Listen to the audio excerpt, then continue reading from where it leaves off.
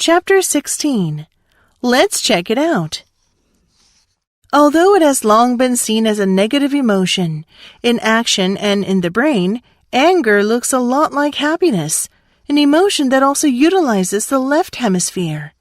In a series of studies, research psychologists Jennifer Lerner and Dacher Keltner compared adults who were fearful, angry, or happy.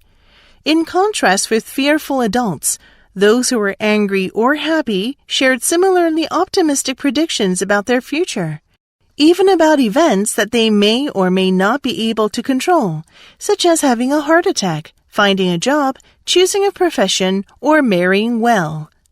Further work suggests that the optimism they experience is not quite the same. While happy people tend to believe good things will come their way, those who feel angry are more likely to believe that they will make good things happen for themselves. The optimism that angry people feel may be closer to having faith in oneself rather than having faith in the world, or so said researchers Jennifer Lerner and Larissa Tiedens. It produces a bias towards seeing the self as powerful and capable. Both angry people and happy people show a favorable attitude towards the future, but the outlook of the former is likely based on their self-assurance, not on their trust in the world. Exercises. Number 1. While folk groups are frequently spoken of as communities, it is useful to distinguish between the two. A folk group offers a collective identity, but a community involves a sense of mutual obligation and support. People think of a community as a group on which they can depend, who they can trust to be there when needed. The assumption of mutual obligation also exists. People expect to return something to a community. That return might be actions, such as bringing a dish to a potluck, but it can also be an attitude of caring about and valuing other members. In this sense, sharing recipes or sharing photographs of the results of following someone else's recipe can be a way of giving back to the community. As such, folk groups as communities have an emotional component. People feel attached to them, and then feel happy with their support, but sadness when they fail in that support. Unlike folk groups that are characterized by having a shared identity, community members are expected to have an attitude of mutual obligation and support, and in that sense, community-like folk groups give their members a sense of belonging based on emotional involvement. Number 2. While the mass emigration of graduates may have short-term collective costs for some countries, research on the new economics of brain drain suggests that it may have medium and long-term benefits. Oded Stark observes that the problem of brain drain is rooted in the leakage of human capital from a country, but seen within a broader context, this concern is exaggerated. Without the prospect of migration, people generally underinvest in their education because of opportunities for putting it to use, and the relative competition for jobs may not require much schooling. However, knowledge of the opportunity to migrate to a developed economy where wages are higher for skilled labor leads people to pursue more advanced education. While the country still loses a proportion of its human capital to emigration, it is left with a higher number of graduates within the country than it would have without brain drain. Migration, Stark notes, is a harbinger of human capital gain and not the culprit of human capital drain.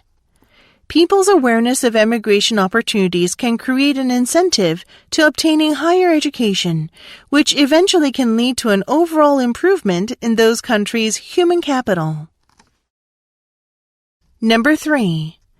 To a degree, it's natural to congratulate ourselves when we succeed and find someone else to blame when we fail. It's part of being human. But when leading others, it's dangerous logic. Confident leaders put most of their emphasis on having an internal locus of control for both successes and failures.